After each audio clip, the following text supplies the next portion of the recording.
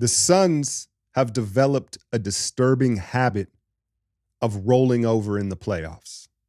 It started a couple years ago in that infamous Game 7, 33 points at home. Last year, they lost by 26 in Game 6. And while last night, I thought they gave a valiant effort, it was Game 3 where I was like, dang, they kind of rolled over, right? Late in that third quarter of Game 3, start of the fourth, you're like, there's going to be a run, right? They're going to make a run. It never came. And it was at the end of Game 3 when I let off a tweet that caught a little bit of traction. And it simply said, hey, they've developed this habit of rolling over in the playoffs. Well, you can't blame Monty Williams anymore. You can't blame Chris Paul or DeAndre Ayton. The one constant is Devon Booker. Now, I get it. You can blame roster construction, right? You say that the roster's flawed. It's not his fault. I understand that. You can lose. But again, when you lose by 33 at home, when you lose by 26, when you roll over in Game 3 where you know 4 doesn't matter if you lose 3, it's a disturbing trend that I think we need to talk about. Now, let me give you a little bit of context to this before I go in here on Devon Booker. I've been out here in the Valley in the Phoenix area for 20 years. So I watched 7 seconds or less. I remember a rookie Amari Stoudemire. I was at a Laker-Suns 1-8 matchup in the playoffs where the Lakers almost upset them with Shmush Parker. Was he on that roster? Shout out my guy Ernie, who got us tickets to a couple of those games. I was at Devon Booker's debut as a Phoenix Sun, and it was a preseason game. The school that I was working for got us tickets to the preseason game. And right away, it stuck out. It was like he was like 18 years old, and he was commanding the ball. It was like, oh, okay, I like this kid. Like, I'm a Book fan. And I've even gone as far as saying, like, when we're talking Mamba mentality, like, it ain't Tatum, it's Book, right? But again, here we sit. They've been swept. They've been humiliated several times in these playoffs, and he is supposed to be the face of the franchise and the best player. Questions have to be asked about his leadership, never mind the roster construction. I'm not saying they should have made a run out of the West, but you can't go down like that.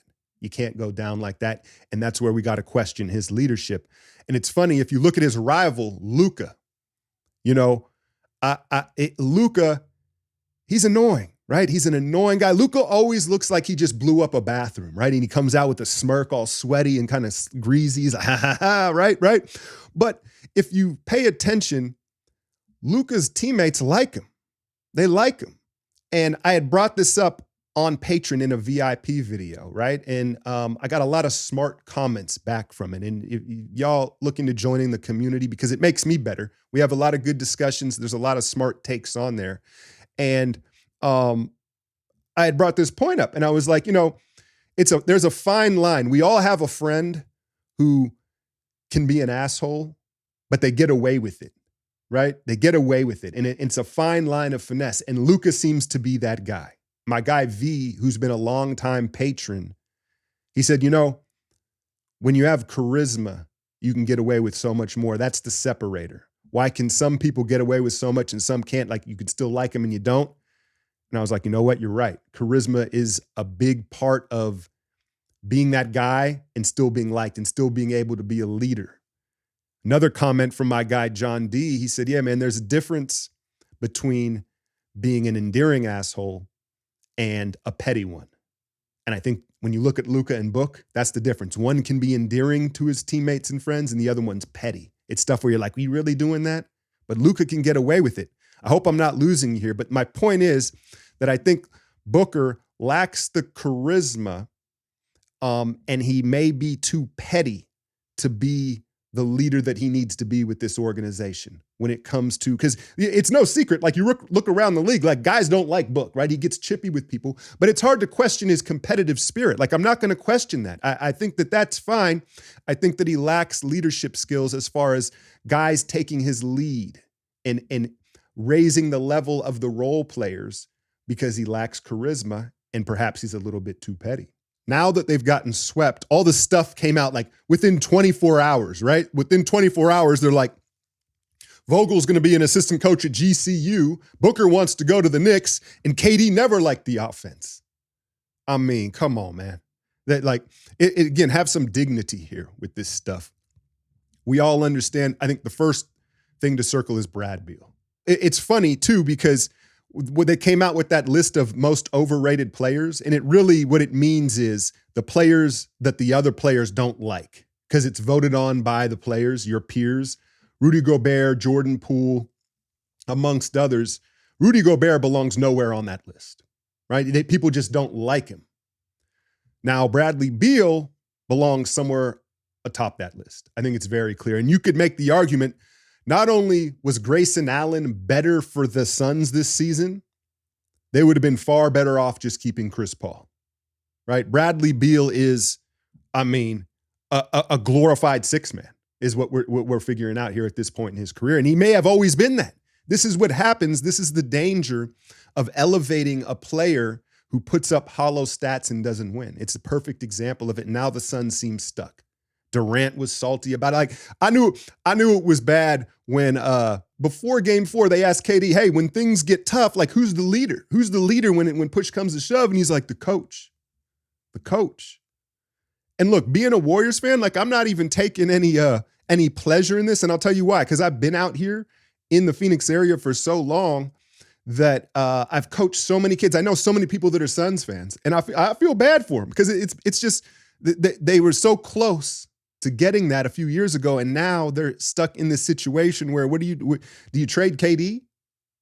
I don't know. There is going to be so much off-season talk because so many teams seem to be imploding. I'm not even going to get into the Bucks, right? But yeah, man, I think Devin Booker we have to start raising questions as far as leadership. And it's funny because, we always hear, okay, he can't be Batman, so he's going to be a really good Robin. What if he's Nightwing? What if you need to be a third guy? Again, something I brought up in the VIP video the other day. It's like, I think we're too quick to just say, okay, you got to be the number 2 option. Maybe, but I don't know what the Suns can do. They found themselves in a really bad spot here. I think Frank Vogel is a fine strategic coach, but I don't think that he commands the respect of the locker room when you're dealing with such high-priced players, right? You either need to give him a young team where he has control, or he can go be an assistant somewhere where he can be an X's and O's guy. Yesterday, the Suns didn't roll over. I know I just went on this tangent about the Suns rolling over. Yesterday, I even tweeted out, I was like, hey, I think they're going to win. They're playing hard enough. You imagine you were going to get just an all hands on deck, crazy performance from KD and Book. And in a way they kind of did, and it still wasn't enough. And that's what's so devastating, because as the Suns sit here today with no real ways out of this roster, you'd almost feel better if you said, well, they rolled over. We got to just fix their mentality and their chemistry. But even when they're playing hard, it's not good enough. And so that's where I think we got to give some credit to this Wolves team, because I said it last week, the Thunder and the Wolves are legit threats to this Denver Nuggets team. I know they seem invincible because the inevitable Joker and his triple doubles, and then the chemistry, the magic closing of games. But low key, like Jamal Murray hasn't played that well, right? And, God forbid AG rolls and something happens. Like this is what happens in the playoffs. Things happen. And this Wolves team is legit, man. This Wolves team is legit. Cat, the triple threat 3-ball is tough, man. Like there are a lot of big men that shoot the 3. You see Embiid will take it. Miles Turner, Lopez, there's a lot of them. And I'm not going to go ahead and say Cat's the greatest shooting big man of all time. That was a bit blasphemous, right? But out of the modern guys right now, he's the guy where you're like, if you're the opponent, you're like, oh, you don't want him to take it. Like he really wants to take it. These other guys, they kind of take it like, oh, I take it. It's part of my game. No, Cat wants it. And that, when he has a live dribble and then that big long first step, you kind of got to yield to him and let him take it when you're a big closing out. And he killed him with that. But what sticks out to me as far as the Wolves and the defense is the length and the closeouts.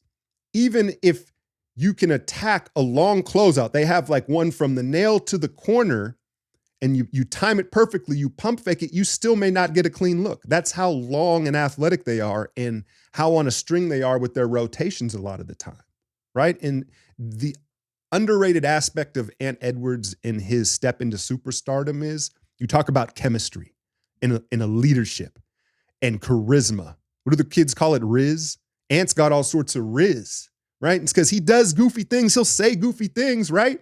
But you see, he's the unquestioned leader of that team because he's got the riz and he's just a natural leader. But I think an underrated aspect of it has been him embracing Gobert. I think that that's been huge. I think that it's so easily, especially after that first season, he could have been like, man, I'm not feeling him like so many of his other teammates have. And Ant embracing Rudy for who he is and realizing how he can help the squad, the rest of the team had to do it too. I think that's the biggest part of this Wolves chemistry. Ant's natural leadership and charisma. Very impressed with Finch and some of the actions they run to go along with that defense. That was a scary situation on the sidelines. They huddled around him. I was like, what's going on here? I guess they said it's a meniscus or something like that, or a patella.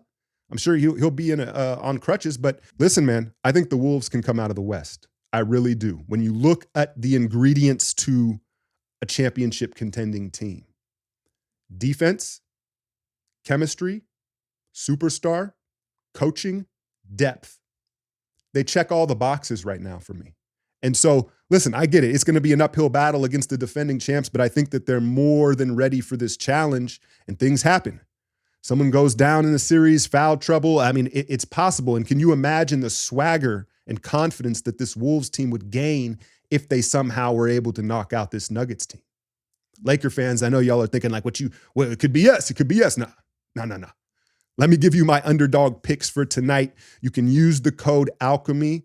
It helps the channel. I'm about 40 signups away from hitting my goal, which would be huge for my family and I financially. I'm not going to lie to you. So if you play the game, use the code, help your boy out. My picks for tonight. CJ McCollum higher than 19.5. I had him higher in game 3, and he started off 0 of 7. But CJ is due. I'm going to continue to ride that. I'm going to go Lou Dort higher than 2 threes. He's just getting a ton of opportunity. He's playing heavier minutes. The pace, I like that one. And then I'm going to go LeBron. I really like this one, 4 free throws in this closeout game. It's in Los Angeles, right? Yeah, it's in LA. Yeah, 4 free throws. Those are my picks. Underdog Fantasy, support the channel. Clippers, Mavs. I just broke that one down on my Patreon. It's about 15 minutes, but a couple of quick thoughts around that thing. Harden and Kyrie going back and forth down the stretch of that game. They've got some juice for each other. I know they act cordial, but I have a feeling like if you gave them both truth serum, they don't like each other one bit since that Brooklyn stint. And so that's fun to watch them go back and forth. The Luka sore right knee is a problem. His whole game is predicated off that right leg step back and stop and start game. And he was highly inefficient. I don't know how he was the +10, but he had a problem. 7 turnovers from Kyrie. But I think that, in hindsight, it's easy to say. I thought Kidd stayed with Kleba too long down the stretch of that game. You needed either Gafford, I know his back is hurting, or even the rookie. You needed some sort of rim protection, and they didn't send to it Harden late enough. It was kind of these half-hearted traps. I didn't like what they were doing defensively, and I thought Kidd sold for the offensive side of the ball. When you've got Kyrie and Luka, these two savants, I think you should sell out on the defensive side.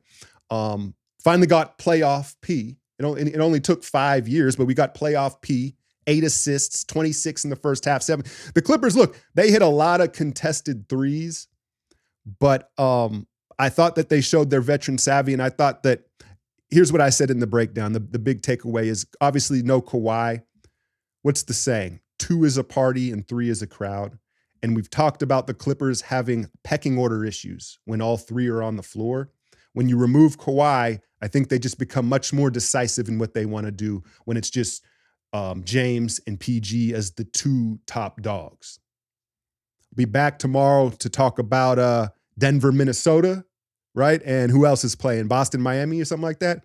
I don't know. We got Pels and OKC. I think we're going to start moving into these round 2s tonight. I think both those 2 teams are going to close the door on these round 1 matchups. Hit that like, share, and subscribe. I'm out, y'all.